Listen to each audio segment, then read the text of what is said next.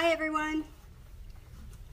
Okay, I'm gonna take my time at the beginning here. First of all, we need to make sure that the video is showing up in the right orientation on Facebook. So Gary's checking it out to see, who knows, maybe he'll have such a delay we won't be able to see that until an hour from now. Just kidding. So here's hoping that everybody's able to join us while we are still live. So if what we're needing we're going to stall just a little bit to give people time to join us. When we upload the finished video to YouTube, we'll be able to cut out some of this extra stuff at the beginning so that you don't have to watch that over and over again. But the video should be, we're having to record it from one end of my mat, but we're hoping it's coming across in the landscape. Oh, it's not coming across as landscape? Okay, so we were trying to flip the video so that you wouldn't have to see it from one end. You should still be able to see just fine. You don't have to turn your head, since there's really no up or down. It's just more comfortable to watch it when it's oriented the way that I'm sitting here. I'm sitting here like this, obviously. So what we will do is reorient it to the way we want it once we upload it to YouTube. So when you watch it again later, you won't have to see it in the portrait mode. You'll be able to see the landscape mode. All right, so I think we're good. If you have any questions as I go, please be sure to post them, and Gary will be able to read them to me since I can't see the screen. He'll be the one to read them out loud to me, and then I'll answer them as I'm able. All right, so I'm going to show you first some of the components of for these projects. And first of all, let me tell you, there is no right or wrong way to do it. I have not taken jewelry making lessons. I just kind of pick things up, as most of you do that too. You just kind of pick things up as projects present themselves. You want to create something and you go and find out how you do something similar, and you just take it from there. The rest of it is just common sense, and I'm not entering any jewelry making contests, so I figured out some of the ways to do it by watching YouTube videos or just seeing how jewelry is put together. It's really not rocket science, but there are a few little things that you might, it might help you from what I'm going to show you today. So I'll show you some of the components. Okay, some of the things you'll be using are these head pins. They look like sewing straight pins, and I hope you can see. I can't see what's on the other side of the screen, so closer to you. Closer to me? Mm-hmm. Right there? Mm-hmm. All right, so this is a head pin, and when you string beads together to dangle, like in the, and I'll show you in just a minute, you would use these little pins to load the beads onto there, and then I'll show you how to combine it. Those are head pins, and these are eye pins. So they have different ends to them. This one, you would dangle beads from the bottom of this pin. Mainly these pins are made so that the bead, when you string the beads on, they're not going to fall out the bottom. So something has to hold the bead onto the pin. So if they're just a round, like a flat head pin, that would be the bottom of your little stack of beads. This one would lend itself to attaching more things to the bottom and then just building up from there. For the fingerless lace that I just released, I used these little clasp. They're the kind that you slip through to hold your bracelet on. So I'll show you how that goes together too. Super simple. But as long, if you know what they are and what they look like, then you'll at least have a good start. There you go. And another way of closing a bracelet is to use these lobster claws. They come in different sizes. I couldn't find my bigger ones. These are a little bit harder to, excuse me, these are a little bit harder to work with when you're trying to put a bracelet on. That's why I like the bigger ones. But they look exactly the same way. They just come in different sizes. So that's one way. And then to join the jump rings look like this.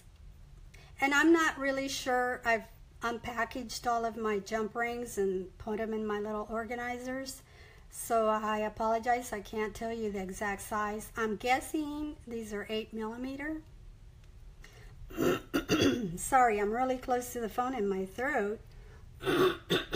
Excuse me. Has a catch in it. Okay.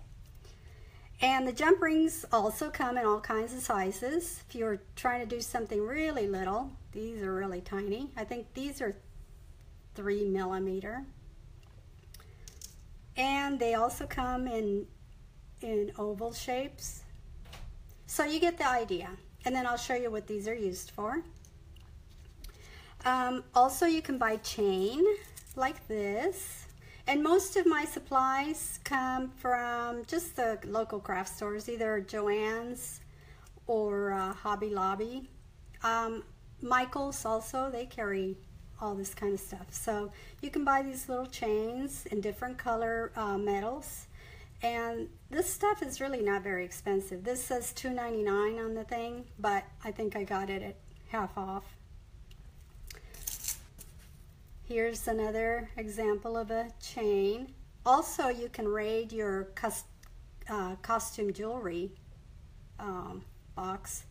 I've taken apart chains of things that I don't use, and I'll just grab the chain and break it up into pieces and use it for different things. And here's another one. And this is the one I ended up using for the fingerless lace that I just released. I like these other chains better. I wish I had had this in a silver finish, just a regular nickel-plated finish. It's a little more delicate and pretty, but all I had was this color, and all I had was the brass color, and I made a white bracelet, so I just grabbed what I had handy. But if I were shopping for my stuff, and I thought I had bought some of the nice nickel-plated style in the finer chain. I can't find it. I've yet to show you my beading corner. My daughter helped me put away all of my jewelry supplies into the little cubbies, and I need to go through and find everything and organize it in the way that makes sense to me. She was just helping me. I just told her, just put them in the cubbies and try to consolidate, but I have to go through and find out where everything is. So anyway, but that gives you an idea of where we're at here, what we need for our supplies. Here is the design I just released. It looks like the Barefoot Sandal, but it's not quite as big. Okay, so I put the little chain at the bottom. You can use anything you want. It can be crochet cord, cotton yarn, or decorative ribbon type of yarn, satin ribbon in the maybe 1/8 inch wide. You can do whatever you want. This is just an idea. I used the links just for fun. And here's the jump ring, and I'll show you how to put this together. But basically, you want to use a jump ring to hold the little stack of beads so that it dangles free. You don't want to clasp the little loop at the top of your stack onto the lace, because then it won't hang freely like that. And that's what makes it pretty, when it just kind of dangles. Okay, so this is just where the finger goes in the lace. And then you just wear it like this. And then you close it with the clasp. Now with the clasp that I showed you earlier, I used a jump ring to connect it. The clasp has a little tiny hole right there for the jump ring.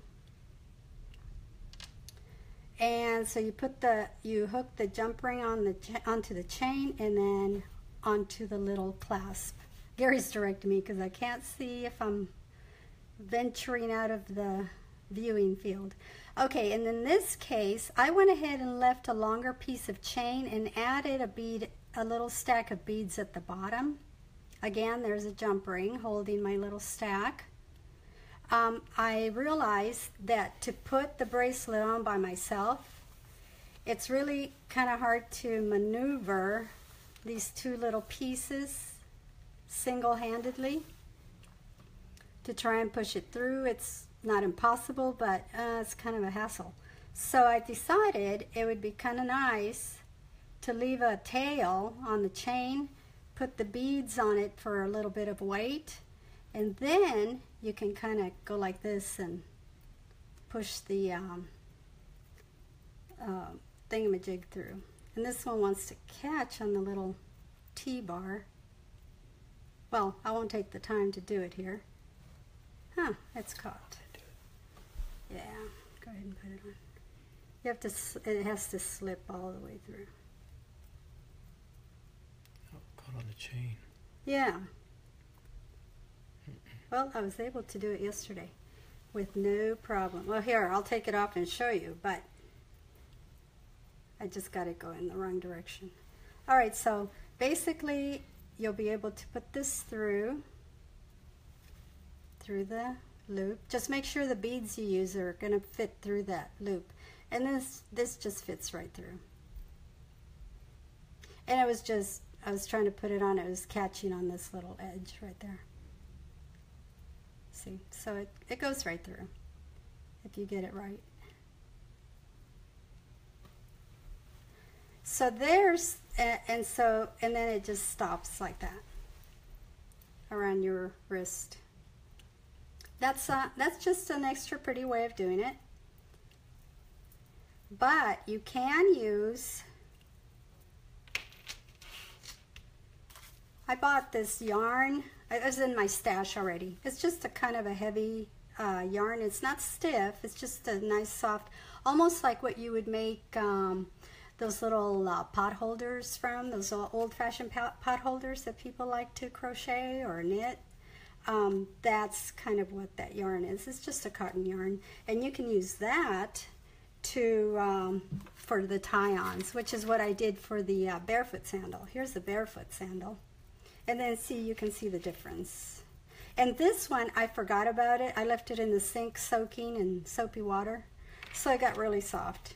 I thought I wanted it a little softer since it was going to be worn on the wrist. I might not want it as stiff as the sandals, but really, the stiffness of the sandal is not bad at all. So if you accidentally let your lace soak too long, just go back and add a little bit of leftover, some of your water-soluble scraps to the water, and then just put that'll soak back into the threads, and then just go back and let it dry and press it like I show in my freestanding lace video, and you're ready to go. So it's not something that cannot be undone if you accidentally rinse your lace too long. So here's the Barefoot Sandal. It's kind of the same, similar style. I tried to keep it so they complement each other. And of course the Barefoot Sandal has more little eyelets to hang the beads from. And these beads are just a little bead with a little eyelet and then a jump ring to hang it from.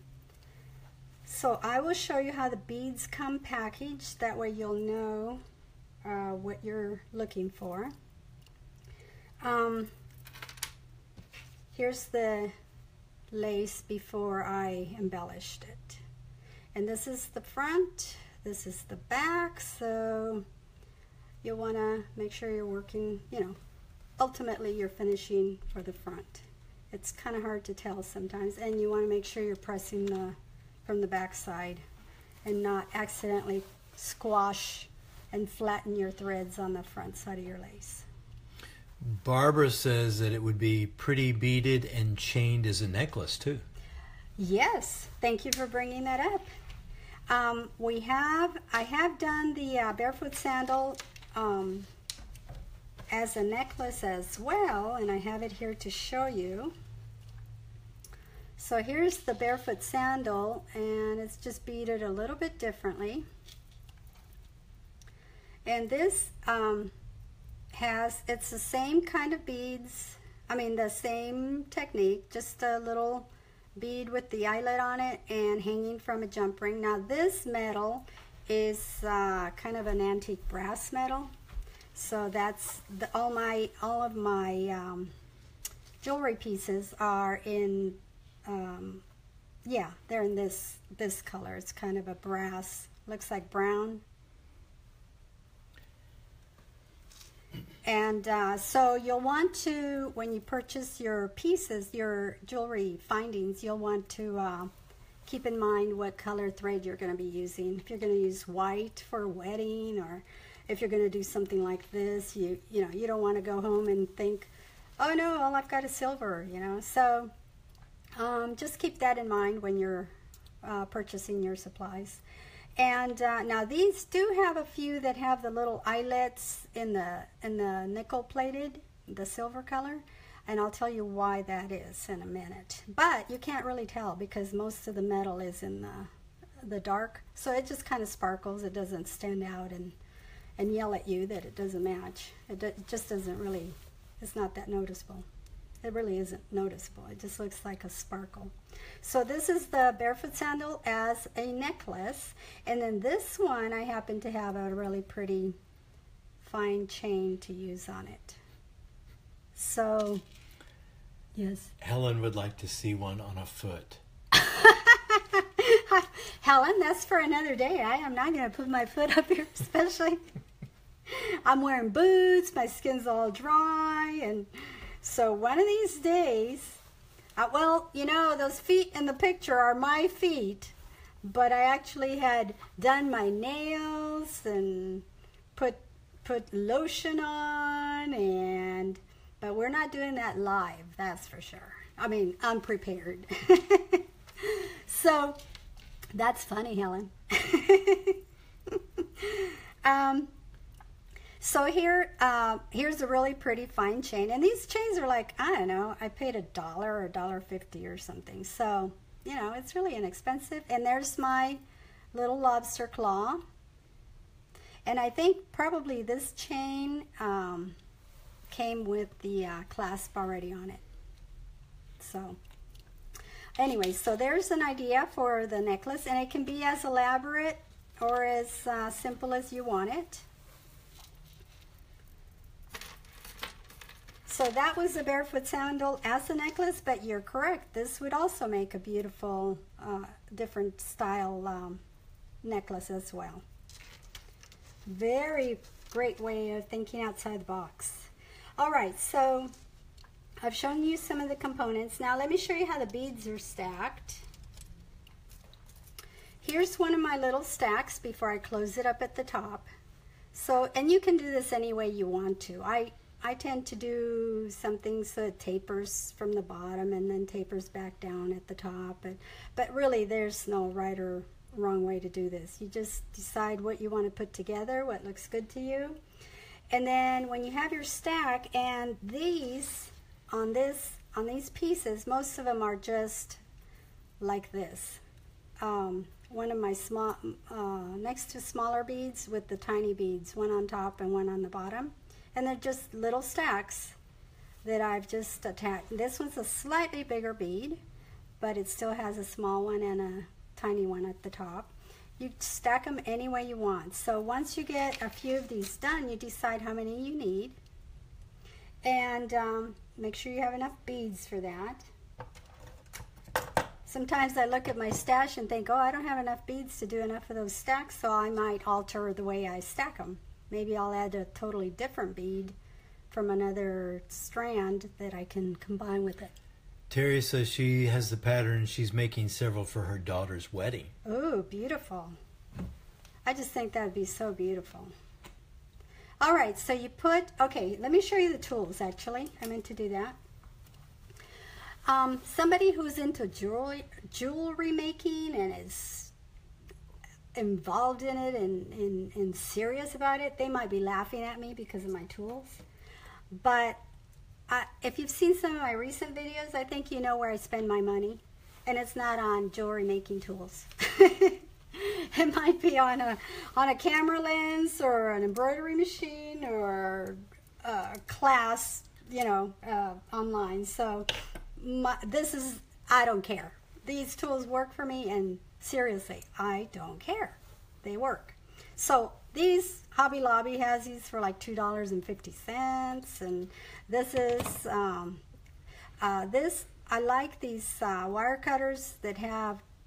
They're smaller because you can get into little places to cut those little tiny wires, and I have an even smaller pair somewhere, but these seem to be good enough for all the stuff I've been doing. Now these I do recommend. These really are for jewelry making. I don't know if these are labeled that exactly, but I just knew what I needed. So, but these really are necessary, and these are just as inexpensive. So what you do is you have to create a little loop at the top to hang this little stack from the jump ring. So what you do we have a question? Good, okay. Yeah. What you do is I bend it back just a little in the opposite direction of where I plan to go. Then, and this will determine the size of the little loop that you make. I really don't want a big loop, so I'm trying to keep them uniform. And this is about as high as I go with these. So what I do is I take this tail of my pin and I bring it over. So I'm wrapping it around that round part of my plier, and I go until it stops against the second part of my plier, and then I rotate this because I haven't gone far enough, so I rotate this to get it out of my way, and I keep holding in that one spot, and then I bring it around farther. So I'm kind of over directing it, and you want to hold it tight, otherwise it's just going to spin in place. So you pull this out, and you've got, and somebody might be laughing at me. It's not perfect. I don't care. It's going to make that loop that I need. So that's what it looks like. There are way fancier tools than this out there, believe me. So you're surely welcome to pursue those, but I don't do this often enough to want to invest in that. I think jewelry making would be so fun, but Kathy was wanting to know if you could put a clip on one for your hair. on one of these? On one of the sandals, I believe, or one of the designs. I don't see why not. You might have to figure out what the best way to do that would be, but yeah, I don't see why not. And if it's stiff enough, sure. Just leave it nice and stiff so that it holds the body, and you can clip it on and add some beads. You might not be able to add a ton of beads because it'll get heavy, but I don't see why not. You can maybe glue the clip on, couldn't you? Yeah, you can glue it to the clip-on. Okay, so now that I have a loop right here, and I've done prettier loops actually, so sorry about that. This isn't as pretty, but it'll show you exactly what needs to be done next. If you can they see that, babe? Yeah, all right. I need to clip that tail off of there. So I'm trying to line it up so that the cut end is going to be able to fit right inside the arch that I made. And what I do is I hold my hand over it like this so that when I clip it, this thing doesn't go flying and hit me in the eye or go flying onto the carpet and for me to step on later. Okay, so I've got this little loop which I've done neater, believe me, trust me. So it doesn't look that great right now, but what you do is you squeeze it so it's nice and flat. And if you bent it too much a little bit, then, oh, sorry. There you go. So you've made a little loop at the top for hanging onto a jump ring. And I'll straighten that up just a hair. So you want that little rat tail to be tucked inside the circle. You don't want it to come out of the side, because that it feels rough. It'll catch on things. And if you didn't clip it short enough, you can just slide this back in and just unwind it just a hair, so that it'll give it a little space so that you can go ahead and squeeze it and tuck it on the inside. And you just kind of feel it. If it doesn't catch, you're good. So there's my little stack ready for attaching. And you'll make several of those, however many you decide you want. This one has 3 in the front, right here, and then 1 at the bottom. This one is the same style stack, but the bead is a little bit bigger. If you wanted to do it exactly like this, but seriously, you can do whatever you want to do. And you can add a whole bunch more. I didn't add a bunch more to this because I thought it would get too heavy on the wrist, and it would make the bracelet sag. So, but if you made it stiff enough, I think really even this would work on your hand. If you wanted something a little bit bigger or more dramatic, this would also work on your hand.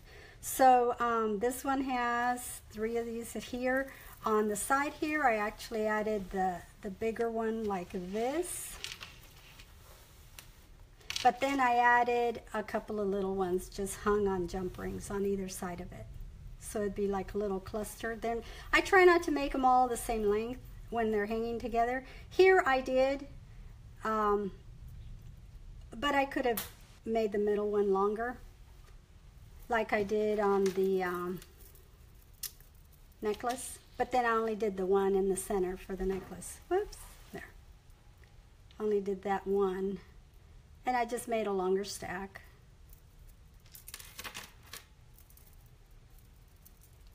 So that's how that goes.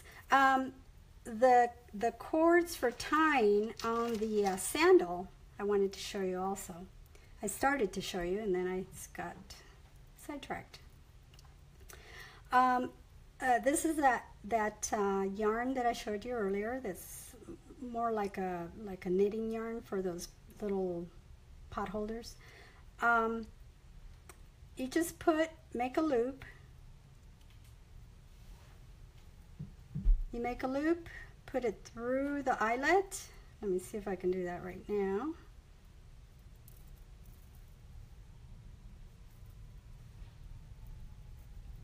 Just put it through the eyelet and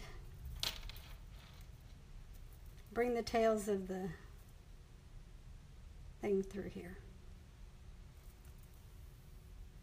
And I can't remember how long this is. I make it a little bit longer than I think I'm going to need. That way I can tie it off and then trim it to the length that's the finished length. And you can add beads to this. Or just use a chain.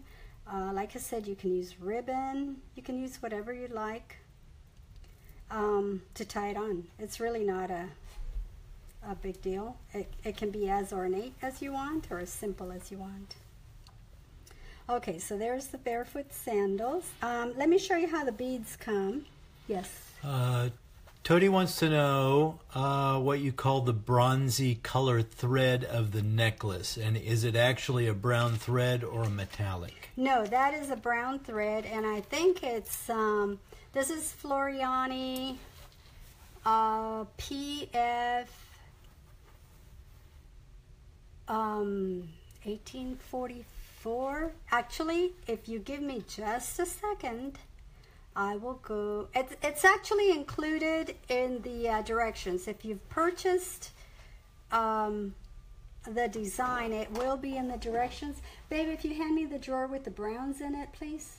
Down, right, yeah, right that one. I will tell you exactly what it is. You know, usually, squeeze the back. Usually, I know my thread numbers. It's 844, but I can't remember what the other number is. It is, oh my goodness, it's PF 844.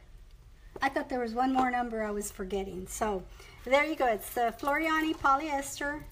PF is all their polyesters. 844. It's one of my favorite colors for that antique brass look, like old brass or something. I like it. It's not metallic. It just looks like it is, because you turn it into a jewelry piece, and then you just your mind just kind of tells you, oh, that might be metallic. So your mind kind of rounds out what it's supposed to be, even though it isn't that. So that I love that color.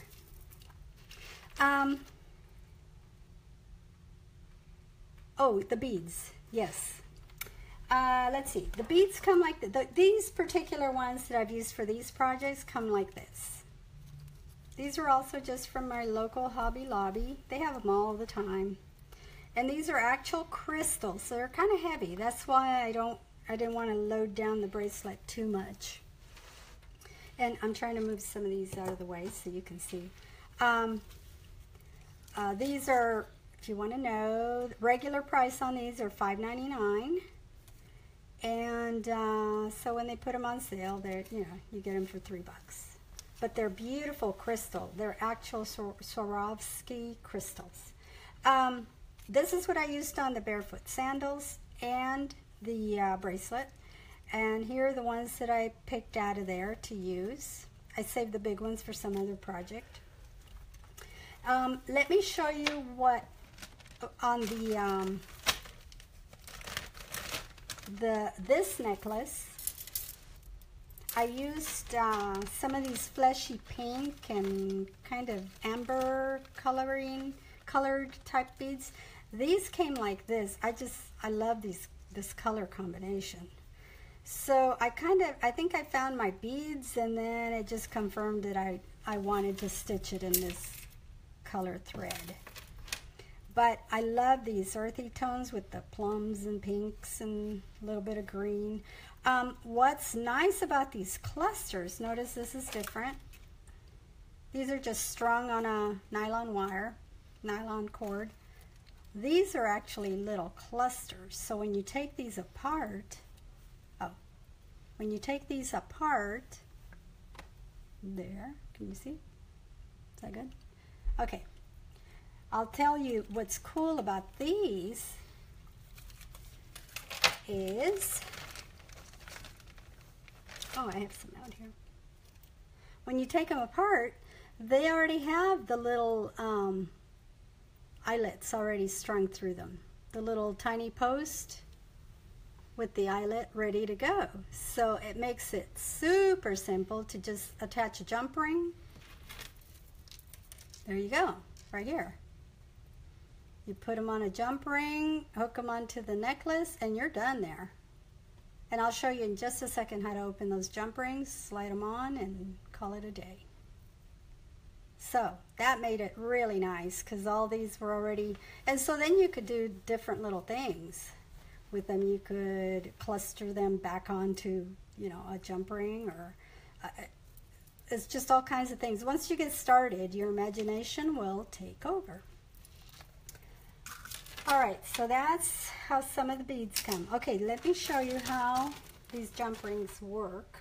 And you find all kinds of videos on YouTube on how to work with jewelry. So I'm just showing you how to do these simple things, but there's all kinds of stuff out there that you can look up and go to town if you wanted to really pursue it. Okay, when you open a jump ring, and ideally, I need to get another one of these. I just keep forgetting to do it. Another pair of these little, they're like tweezers. These are flat. They don't have ridges, because ridges will damage the metal. When you squeeze it, it'll it'll gouge the metal, and you don't want that. It'll make it rough. So when you get these, make sure they're nice and smooth on the inside.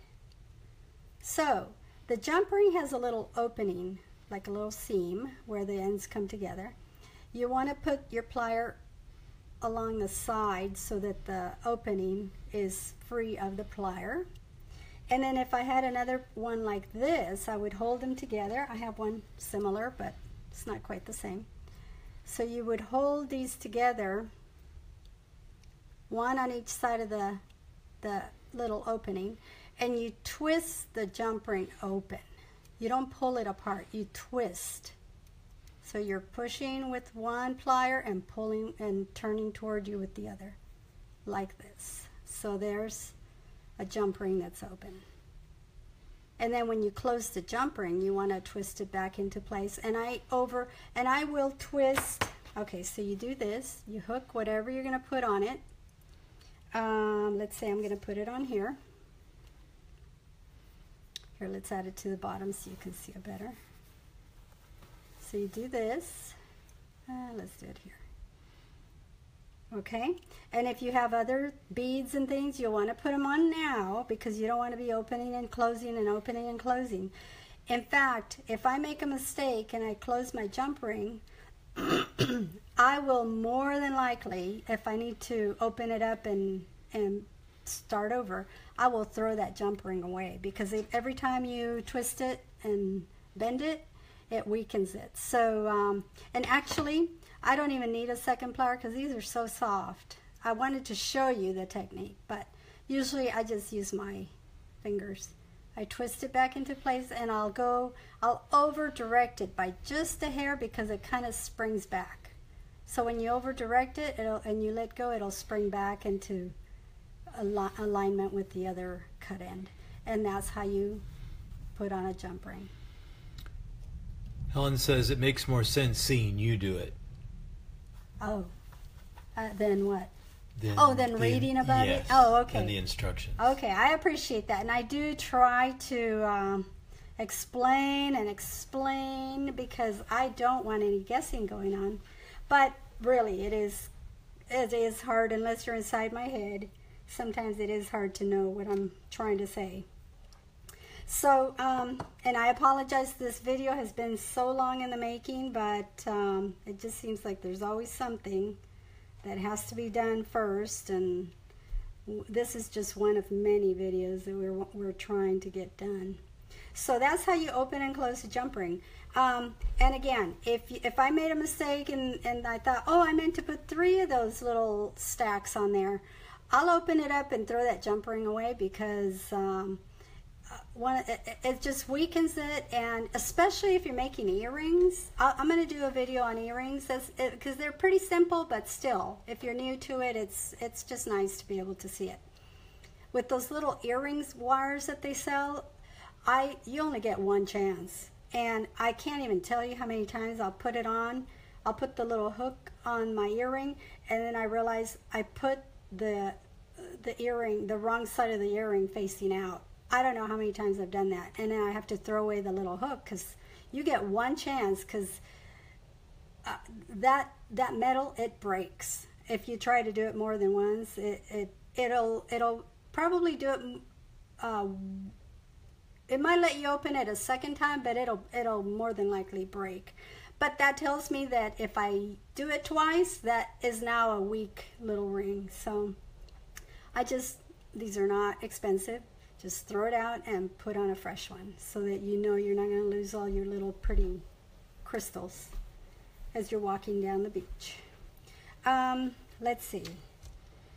Oh, these. I was going to show you. These also, everything is pretty much joined with jump rings.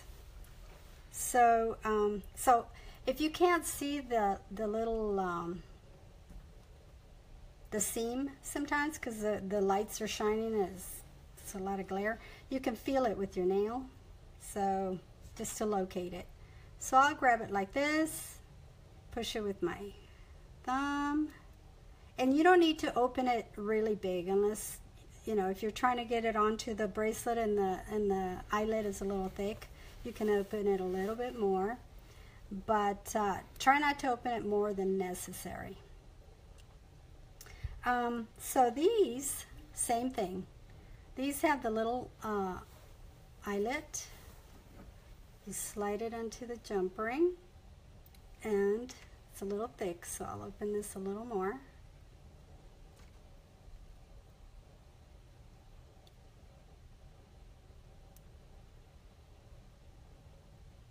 Oh, I'm just being too careful with this, so let me open it really big. All right. It just goes on there, and you don't want to close it because first you need to join it to your, for example, chain or whatever it is you're going to attach it to, and then you can close it. So this way I need my another set of these, because then I can come in from this side and close it. Sometimes I'll grab them both like this. If they're close enough, I'll just grab them together and shut it, and then I'll over direct it to make sure it's smooth. And that's how you would attach that. 40 minutes. Okay. And then here's the other side. You do it exactly the same way. And that's pretty much the all the elements that go into this, and the techniques, the tools. Let me show you this. These little things that I found at, originally I found this at Walmart a few years ago, and I bought like 2, and I loved it so much, and when I went to buy more, I couldn't find them anywhere. And then I saw them at Joann's not too long ago, like last fall. They had a whole stack of them, so I bought a whole bunch of them. And I just keep all my jump rings. I just kind of put them in by the type of metal they are. I have some earrings here. These are kind of the silver. So it's just another way to organize some of these little things. I don't do a ton of jewelry, so this is good. I have a little shelf with, I'll show you my little beading corner. And here's the other. This is what I use the most on my earrings. These little hooks, fish hook style. And I just, that's the way I organize my, my little jewelry components. It doesn't sound like there were a lot of questions. I hope I've answered whatever questions you did have as far as putting these together. We will upload this video to YouTube so that you can watch it again, and we hope to be able to orient it so it's in the landscape mode. But please be sure to subscribe to our YouTube channel so that you know, if you just never got the alert that we had a video or whatever, once we upload a new video, you'll get an email from YouTube saying that a new video has been uploaded. So that's kind of a nice way to stay updated with that. I hope you've enjoyed this. I hope it puts that fire in you to go do something fun like this. And now you have the matching glove, fingerless glove, with the barefoot sandals to go with it. And I'd love to see pictures if you get anything done along those lines. And thank you for joining us, and we will see you soon.